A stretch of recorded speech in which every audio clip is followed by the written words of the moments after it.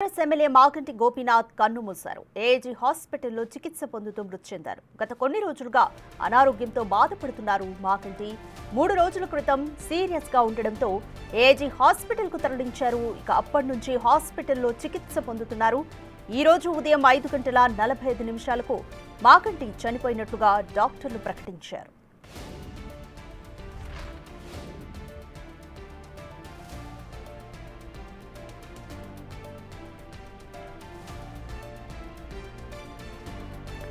మాగంటి గోపీనాథ్ మృతిపై తీవ్ర దిగ్భ్రాంతి వ్యక్తం చేశారు కేసీఆర్. ఆయన మరణం పార్టీకి తీరని లోటన్నారు. ఇటు హరీష్ రావు ఇప్పటికే ఏజీ హాస్పిటల్ కు వెళ్లారు.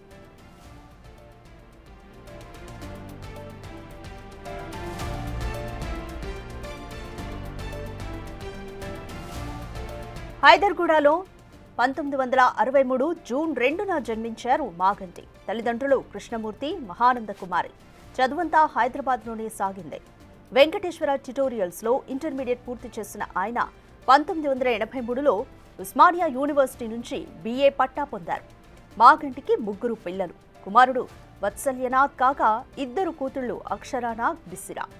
1983లో టీడీపీ ద్వారా పొలిటికల్ ఎంట్రీ ఇచ్చిన మాగంటి 1985 నుంచి 92 మధ్య తెలుగు యువత రాష్ట్ర అధ్యక్షుడిగా పనిచేశారు.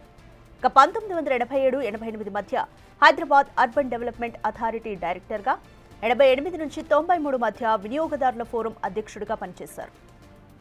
హైదరాబాద్ జిల్లా టీడీపీ అధ్యక్షుడిగా సైతం పనిచేశారు మాగంటి.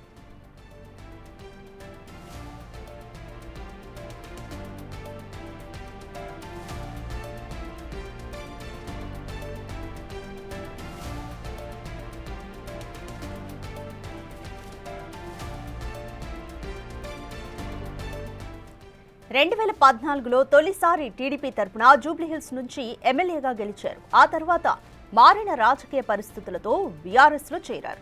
2018, 2023లో జూబ్లీహిల్స్ నుంచి పోటీ చేసి గెలిచారు.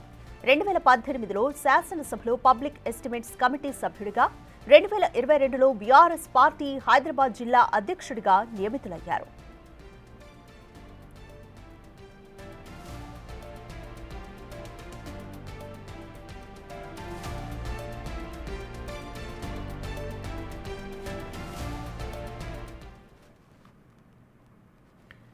రైట్, మాగంటి మృతికి సంబంధించి మోర్ డీటెయిల్స్ మా ప్రతినిధి విజయ్ అందిస్తారు. విజయ్, ఏజీ హాస్పిటల్ వద్ద ప్రస్తుతం సిచ్యువేషన్ ఏ విధంగా ఉంది? బీఆర్ఎస్ కార్యకర్తలు చేరుకుంటున్నారు. కేటీఆర్ కూడా నిన్న అర్ధాంతరంగా అమెరికా పర్యటన ముగించుకొని హైదరాబాద్ కు చేరుకున్నారు. ప్రస్తుతం హాస్పిటల్ వద్ద సిచ్యువేషన్ ఏ విధంగా ఉంది?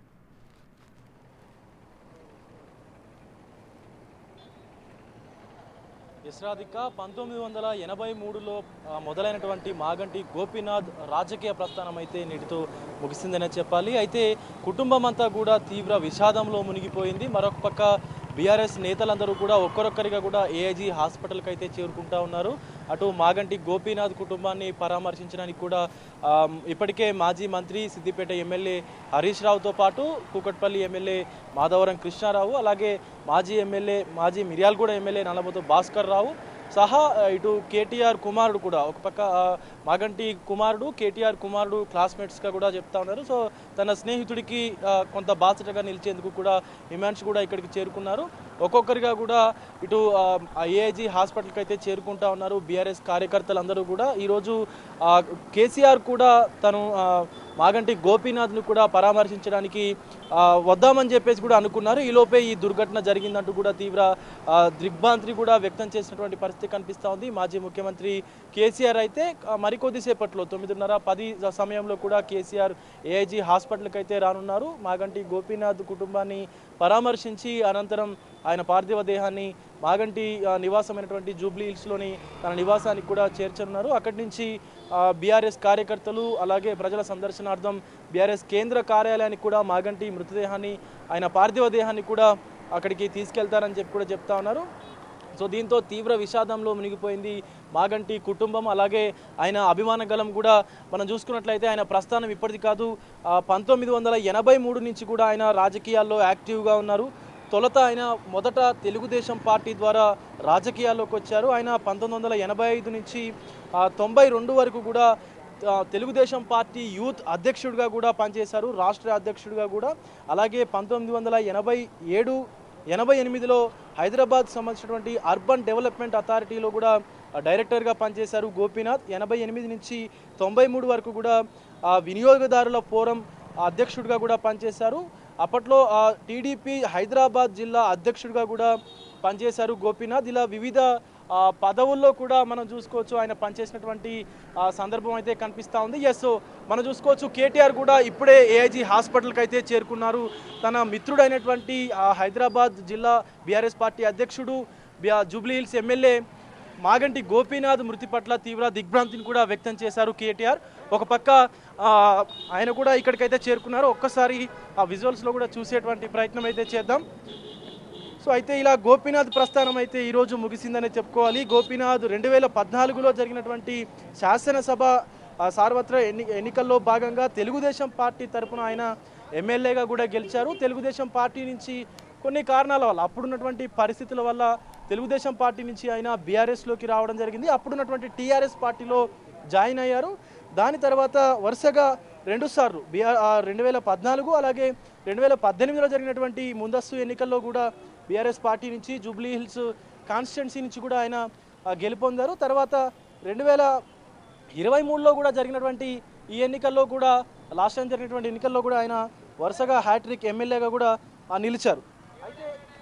అయితే ఇలా అన్నీ కూడా ఆయనకు మంచి పరిణామాలు అయితే కలిసి వచ్చినటువంటి పరిస్థితి కూడా కనిపిస్తూ ఉంది. సో అంతకుముందు అంటే ఈ ఎలక్షన్స్కు సంబంధించినటువంటి రాజకీయ జీవితంతో పాటు ఆయన కొన్ని సినిమాకు సంబంధించినటువంటి కార్యకలాపాలు కూడా చేసేవారు. అలాగే సినిమాలు కూడా నిర్మించేవారు. సో ఆయన నిర్మించినటువంటి సుమారుగా 4-5 సినిమాలు కూడా ఉన్నాయి.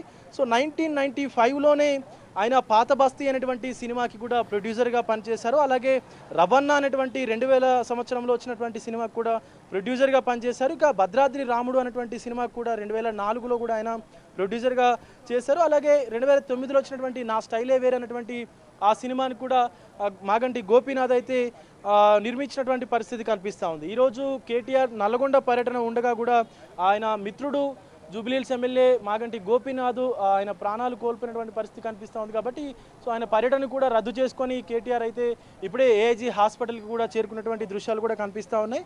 సో తన స్నేహితుడు తండ్రి అయినటువంటి మాగంటి గోపీనాథ్ ఒక్కసారిగా అకాల మరణం చెందడంతో హిమాన్షు తన కొడుకు ఎవరైతే మాగంటి గోపీనాథ్ ఉన్నాడో తన కొడుకుని కూడా తన స్నేహితుడికి అండగా నిలిచేందుకు కూడా ఇక్కడికి ఏఐజీ హాస్పిటల్కి అయితే వచ్చారు. ఆయనతో పాటు మాజీ మంత్రి హరీష్ రావు, సిద్దిపేట ఎమ్మెల్యే హరీష్ రావు కూడా వచ్చారు. ఒక్కొక్కరిగా కూడా అందరూ బీఆర్ఎస్ నేతలు, బీఆర్ఎస్ కార్యకర్తలు కూడా పెద్ద ఎత్తున ఏఐజీ హాస్పిటల్కి అయితే చేరుకుంటా ఉన్నారు. మాగంటి గోపీనాథ్ మృతి పట్ల అందరూ కూడా తీవ్ర దిగ్భ్రాంతిని వ్యక్తం చేస్తూ ఉన్నారు. మరొక పక్క ఇప్పుడున్నటువంటి రైట్ విజయ్, మాగంటి మొదటి నుంచి కూడా టీడీపీకి విధేయుడిగా ఉన్నారు. అయితే రాష్ట్రం విడిపోయిన దృష్ట్యా ఆయన బీఆర్ఎస్లో చేరారు. 3 సార్లు ఎమ్మెల్యేగా గెలిచారు. అయితే టీడీపీ నుంచి ప్రముఖులు ఎవరైనా హాస్పిటల్ వద్దకు ఆయన చూడడానికి చేరుకుంటున్నారా?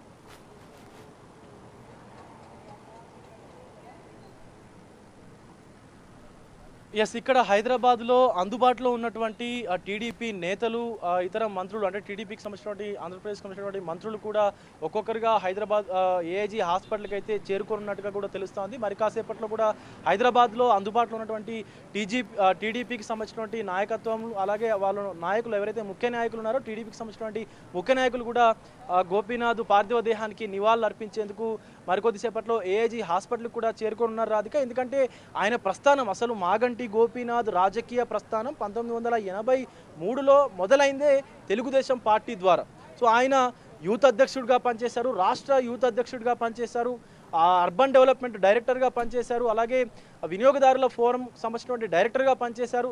సో గతంలో అంటే రాష్ట్రం విడిపోయిన తర్వాత మనం చూసుకున్నట్లయితే కొన్ని కారణాల వల్ల ఆయన బీఆర్ఎస్లోకి రావాల్సి వచ్చింది. ఎందుకంటే తెలుగుదేశం పార్టీకి ఇక్కడ స్కోప్ లేకుండా పోయింది. గతంలో ఉన్నటువంటి మాధవరం కృష్ణారావు కావచ్చు, ఇతర చాలామంది కూడా అంటే టీడీపీ క్యాడర్ అంతా కూడా ఇటు షిఫ్ట్ అయింది కాబట్టి, టీఆర్ఎస్లోకి షిఫ్ట్ అయింది కాబట్టి, సో ఆయన కూడా తప్పనిసరిగా టీఆర్ఎస్లోకి రావాల్సి వచ్చింది. అప్పుడున్నటువంటి టీఆర్ఎస్ పార్టీ ఆయనకి సాదర స్వాగతం పలికి కూడా అంటే టీడీపీ నుంచి గెలిచినా కూడా టీఆర్ఎస్లోకి అయితే తీసుకున్నారు. సో చాలామంది కూడా టీడీపీ ద్వారా ఎన్నికై కూడా ఇప్పుడు టీఆర్ఎస్లో కూడా కొనసాగుతూ ఉన్నారు. సో అలాగే ఇప్పుడు ఆయన బీఆర్ఎస్లో కూడా కొనసాగుతున్నారు, సిట్టింగ్ ఎమ్మెల్యే ఉన్నారు. కాబట్టి ఖచ్చితంగా ఇక్కడ హైదరాబాద్లో అందుబాటులో ఉన్నటువంటి ప్రతి టీడీపీ నేత, ప్రతి టీడీపీ కార్యకర్త కూడా మాగంటి గోపీనాథ్ పార్థివ దేహానికి నివాళులు అర్పించేందుకైతే ఏఐజీ హాస్పిటల్కు చేరుకొని ఉన్నారు రాధిక.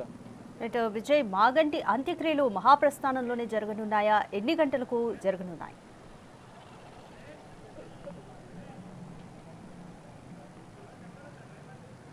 ఎస్ రాధిక, అయితే మాగంటి పార్థివ దేహాన్ని మొదట ఆయన కుటుంబ సభ్యులు అలాగే ఇతర ఆయన అభిమానుల సందర్శనార్థం ఆయన అంటే ఇంటికైతే తీసుకెళ్ళనున్నారు. జూబ్లీ హిల్స్లోని తన నివాసానికైతే తీసుకెళ్ళనున్నారు. అక్కడ కాసేపు ఉంచిన తర్వాత బీఆర్ఎస్ భవన్కి కూడా, బీఆర్ఎస్ కేంద్ర కార్యాలయానికి కూడా తరలిస్తారు అంటూ కూడా చెప్తా ఉన్నారు. ఎందుకంటే బీఆర్ఎస్ అభిమానులు అలాగే ఆయన ముఖ్యంగా హైదరాబాద్కు సంబంధించినటువంటి బీఆర్ఎస్ పార్టీ అధ్యక్షుడిగా కూడా ఉన్నారు. కాబట్టి సో హైదరాబాద్లో ఉన్నటువంటి ప్రతి బీఆర్ఎస్ కార్యకర్త కూడా మాగంటి గోపీనాథ్ పార్థివ దేహానికి నివాళులు అర్పించేందుకు అటు బీఆర్ఎస్ కేంద్ర కార్యాలయానికి కూడా వస్తారు అంటూ కూడా చెప్తా ఉన్నారు. సో దీంతోపాటు మహాప్రస్థానంలోనే మాగంటి గారి అంత్యక్రియలు కూడా నిర్వహిస్తారని కూడా చెప్తా ఉన్నారు. సో ఖచ్చితంగా ఫ్యామిలీ, కుటుంబం అంటే అక్కడ కుటుంబంలో ఉన్నటువంటి వాళ్ళు తన సోదరులు కావచ్చు, ఇతర కుటుంబ సభ్యులందరూ కూడా సందర్శించేందుకు మొదట ఇంటికి తీసుకెళ్లి జూబ్లీహిల్స్లోని, కౌర్ హిల్స్లోని తన నివాసానికి తీసుకెళ్లి అక్కడి నుంచి బీఆర్ఎస్ కేంద్ర కార్యాలయానికి తరలించి అక్కడ కాసేపు ప్రజల సందర్శనార్థం హైదరాబాద్ ప్రజలు ఇతర జిల్లాల నుంచి వచ్చేటువంటి బీఆర్ఎస్ నాయకులు ఎవరైతే ఉన్నారో వాళ్ళ సందర్శనార్థం అయితే తీసుకెళ్లి బీఆర్ఎస్ కేంద్ర కార్యాలయంలో కాసేపు ఆయన పార్థివ దేహాన్ని ఉంచనున్నారు. తర్వాత మహాప్రస్థానానికి తరలించి అక్కడ ఆయన అంత్యక్రియలు ప్రభుత్వ లాంఛనాలతోని జరిపించనున్నారు Radhika. Right, thank you Vijay. ఈరోజు ఉదయం 5:45 ఎమ్మెల్యే మాగంటి గోపీనాథ్ కన్ను మూశారు. అయితే బీఆర్ఎస్ నేతలంతా కూడా తీవ్ర దిగ్భ్రాంతి వ్యక్తం చేస్తున్నారు. కేసీఆర్ కూడా తీవ్ర దిగ్భ్రాంతి వ్యక్తం చేశారు. ఒక్కొక్కరుగా ఏజీ హాస్పిటల్కు చేరుకుంటున్నారు. మహాప్రస్థానంలో మాగంటి అంత్యక్రియలు